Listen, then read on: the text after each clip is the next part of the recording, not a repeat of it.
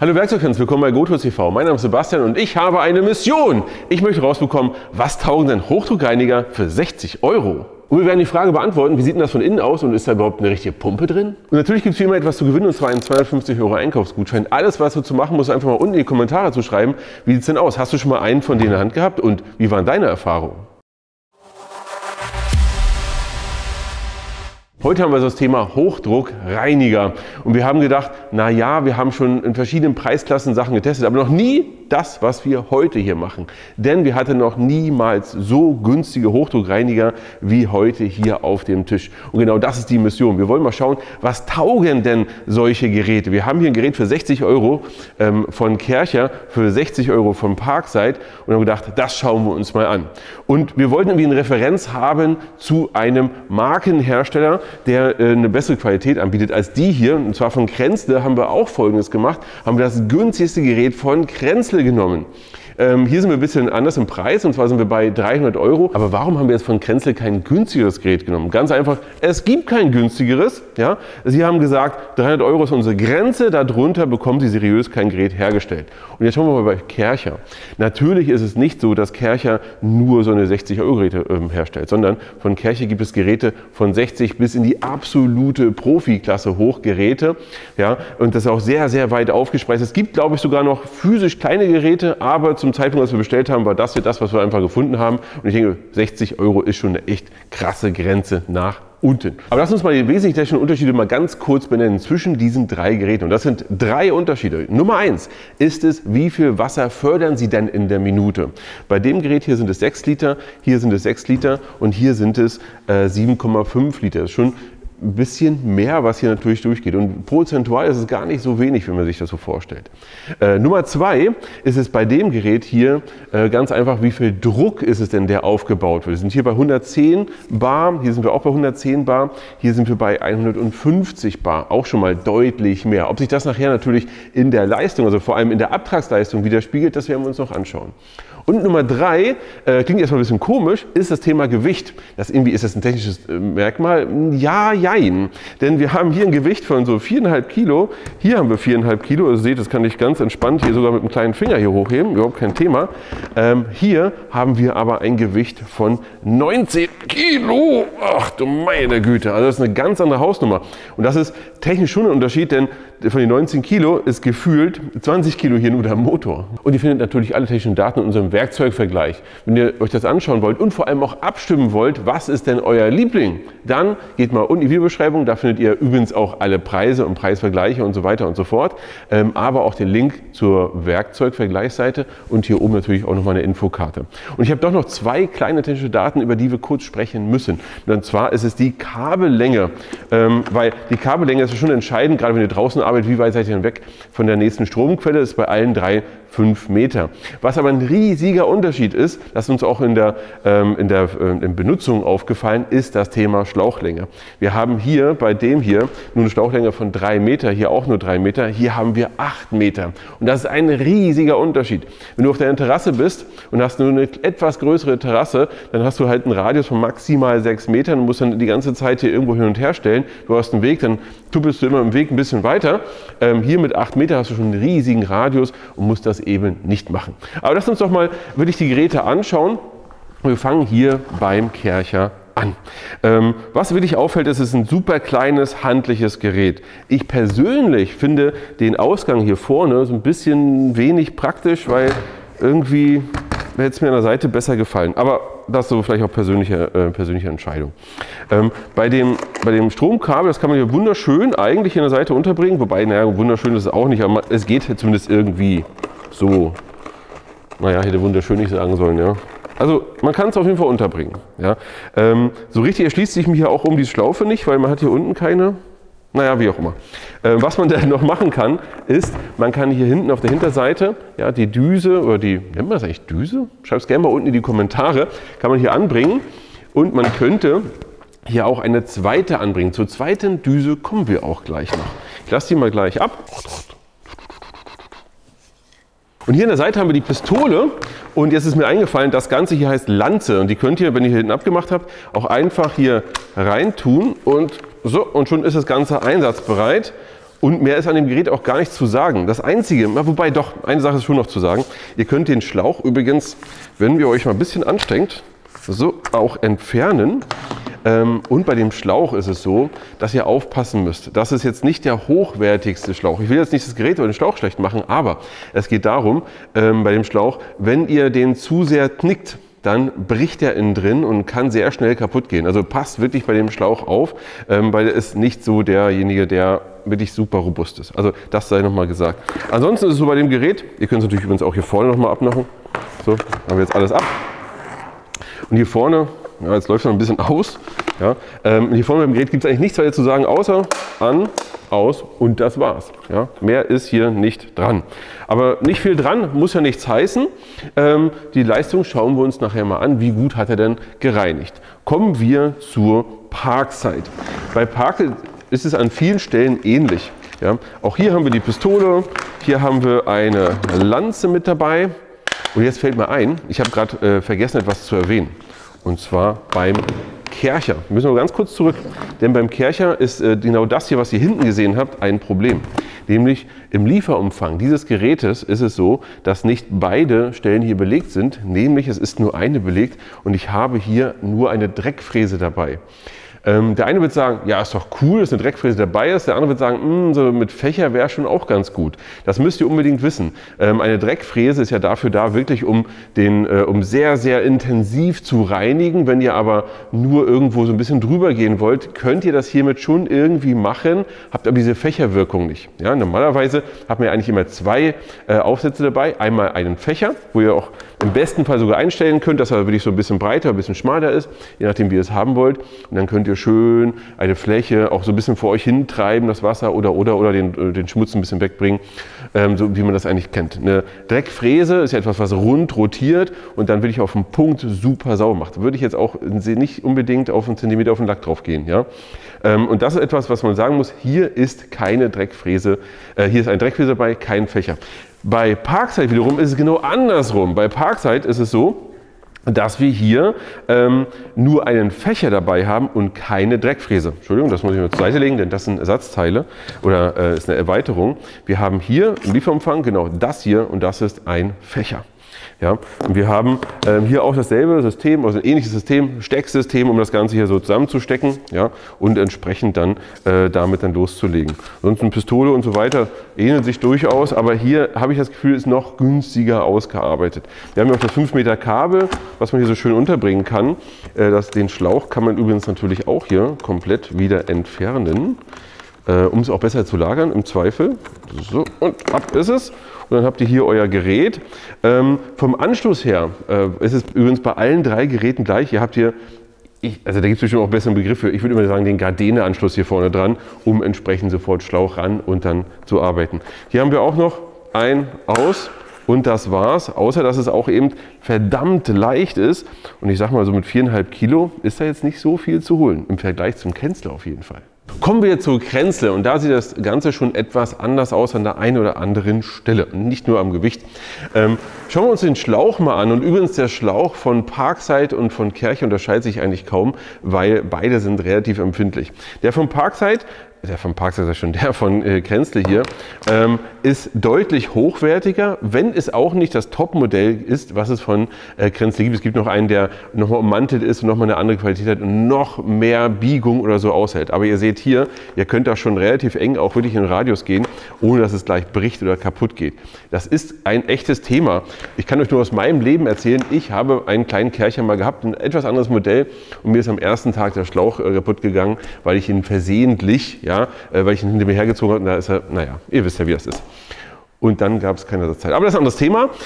Bei dem Kränzle ist es so, oh Gott, dass er wirklich, wirklich schwer ist. Man merkt an dem Gerät, das ist eine andere Geräteklasse. Wir haben hier natürlich auch hier die Pistole, wir haben hier unsere Lanze dabei, das ist alles da. Hier 5 Meter Schlauch, nein, 8 Meter Schlauch, 5 Meter Kabel, kann man hier wunderbar verstauen. Aber was man hier sieht, ist, dass das hier, also man kann es vielleicht, wir versuchen mal jetzt eine Nahaufnahme auch hinzubekommen, Ihr habt wirklich hier massives Metall, hier drin massives Metall. Der Motor geht wirklich bis, oder die Pumpe besser gesagt, geht bis hier hinten ran. Das ist ein riesiges Stück Metall eigentlich, was zusätzlich noch ein Hochdruckreiniger ist. Aber wir haben wirklich ein Gewicht von 19,5 Kilo. Jetzt kann man erstmal sagen, oh, ist ja viel cooler, wenn man so einen leichten hat. Nee, so ein Motor, der ist hier wirklich so gemacht, oder die Pumpe in dem Fall, die ist hochwertigst ausgeführt, dass sie wirklich sehr, sehr, sehr lange hält. Denn Kränzle möchte, dass dein Gerät wirklich lange funktioniert und sie dir kein Ersatzteil schicken müssen. Und das ist übrigens nochmal ein riesiges Thema. Bei Kränzle ist die Ersatzteilversorgung über viele, viele, viele Jahre gesichert, im Gegensatz zu günstigen Herstellern, sage ich als erstes Mal. Ja. Ich habe keine Erfahrung bei diesen günstigen Geräten von Kärcher. Ich weiß es einfach nicht. Ich will jetzt nicht sagen, Kärcher wird das nicht machen. Bei Parkside würde ich schon vermuten, dass du in 2, 3 Jahren da kein Ersatzteil mehr bekommst. Aber es ist auch nur eine Vermutung. Ja? Mein Ersatzteil damals bei Kärcher gab es übrigens nicht. Und das habe ich erst ein Vierteljahr später bekommen, so lange hatte ich keinen Hochdruckreiniger. Naja. Eine andere Sache hier ist noch, ihr habt hier einen kleinen Vorfilter mit dabei. Das ist nicht, von Kränzle gibt es auch noch einen richtig großen, massiven Vorfilter, der deutlich nochmal besser filtert. Aber ihr habt hier zumindest schon mal einen, ich sag mal so einen groben Filter, der zumindest so gröbere Stücke, die angesaugt werden, schon mal filtert. Denn was ist der Tod einer Pumpe? Ist natürlich Dreck und Sand und ähnliches, weil durch die Reibung das Ganze natürlich sehr schnell kaputt geht. Die Dichtungen müssen ja entsprechend auch einiges aushalten. Ja? Das ist eigentlich alles, was es auch zu dem Gerät gibt. Ja, man könnte jetzt noch 1000 andere Sachen sagen, wie zum Beispiel auch, ihr könnt das hier vielleicht sehen, hier unten drunter sind massive Gummifüße. Dadurch ist es entkoppelt vom Untergrund und vibriert dann nicht so schnell. Ja? Ich finde das eigentlich eine ganz gute Lösung. Die anderen beiden stehen einfach nur auf Kunststoff. Das heißt, ihr habt dann auch einen anderen Schallpegel unter Umständen, je nachdem, was ihr drunter stehen habt. Apropos Schallpegel. Hier ist es so, dass der Kränzle, der laut Angabe der leiseste ist mit 90 Dezibel. Die anderen sind bei 93 oder 95 oder 97 sehe ich hier sogar Dezibel. Und man hat aber in der Benutzung einen deutlichen Unterschied nochmal gemerkt. Und jetzt geht es an den Test. Aber wir wollten, dass es wirklich vergleichbar ist. Und jetzt wurde es schwierig, denn bei Kränzle ist keine Dreckfräse im Standardlieferumfang dabei, sondern auch nur ein Fächer. Ja? Und das ist diese Düse hier. Da haben wir uns gedacht, was machen wir denn jetzt? Hier haben wir einen Fächer, hier haben wir einen Fächer, hier haben wir eine Dreckfräse. Also wie bekommen wir das denn jetzt für euch irgendwie vergleichbar? Und wir haben gedacht, naja, Haupteinsatzzweck ist natürlich, ihr wollt irgendetwas wirklich ordentlich intensiv reinigen. Das heißt, eine Dreckfräse ist der beste Einsatzzweck. Das heißt, wir haben bei Kärcher gesagt, naja, das passt schon so. Bei Parkside wurde es dann etwas schwieriger, denn hier wollten wir auch eine Dreckfräse dazu haben. Wir sind in den Shop gegangen und haben jetzt verschiedene Lösungen für uns gefunden. Am Ende hatten wir das Glück, und zwar, ich versuche das mal zu finden, genau, haben wir diesen Aufsatz gefunden. Original dazu gehört der hier, das ist der Fächer. Es gibt aber original vom Parkside für rund 10 € auch genau den hier. Das ist eine Dreckfräse, den du hier einfach nur aufschrauben brauchst. Ja? Das heißt, wir haben hier bei beiden exakt dieselbe Aufnahme, ja, und können das einfach aufschrauben und haben dann hier bei Parkside auch eine Dreckfräse. Alles super, alles gut. Wie gut das funktioniert, das gucken wir uns gleich an. So, bei Kränzle ist es relativ einfach gewesen. Hier kannst du auch genau das hier, eine Dreckfräse im Zubehör zukaufen, und dann legen wir jetzt mal los.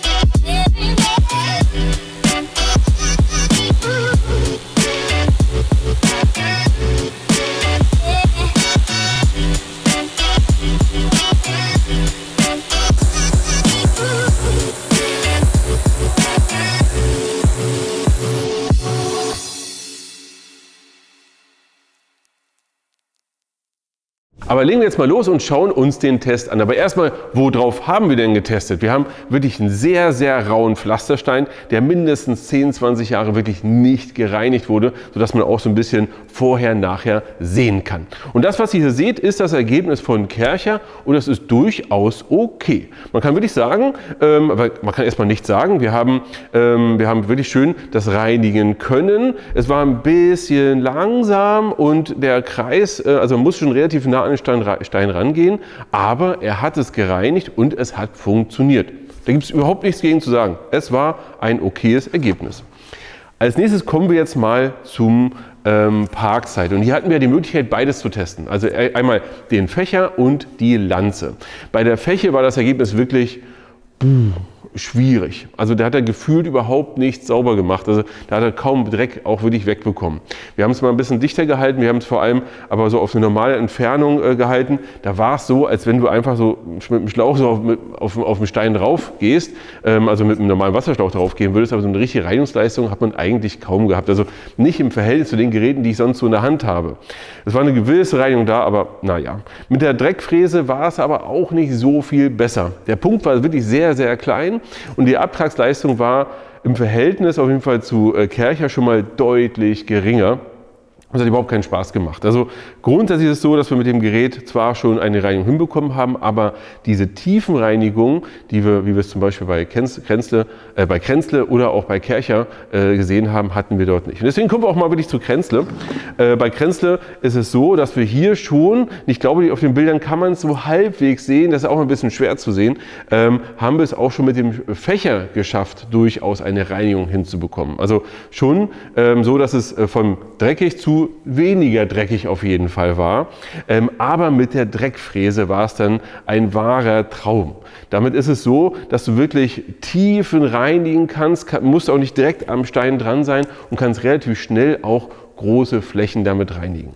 Nachdem wir jetzt den Test gesehen haben, machen wir was anderes, und zwar schrauben wir die Geräte mal auf.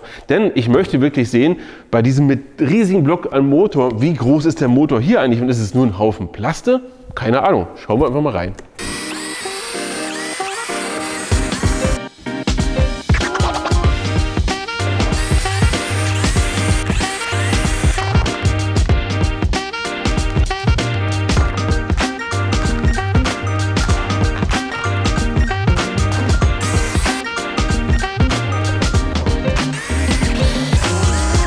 Damit ihr nicht sagt, naja, wovon redet er denn davon, groß und das ist was anderes. Ihr seht hier beim Kränzle, ja, seht ihr hier, das hier ist vorne, was ihr vorgesehen habt, ist nur der kleine Aufsatz. Das hier hinten bis hier, das ist alles Motor. Ja. Hier ist das Lüfterrad und das hier ist alles Antrieb bzw. Pumpe.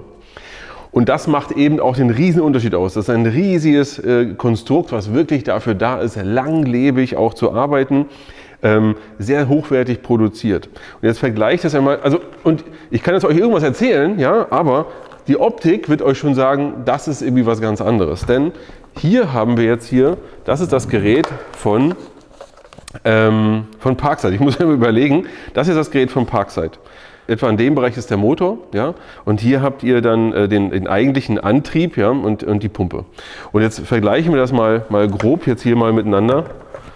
Das ist einfach eine andere Ansage, und es ist natürlich logisch, dass hier wirklich eine andere Langlebigkeit vor allem auch ist, und das ist eine ganz andere auch Energie, die fließt. Übrigens, apropos Energie, wir haben hier bei Kränzle rund 2200 Watt, bei den beiden haben wir 1400 bzw. 1300 Watt Eingangsleistung. Und dann gucken wir uns natürlich auch noch Kärcher an.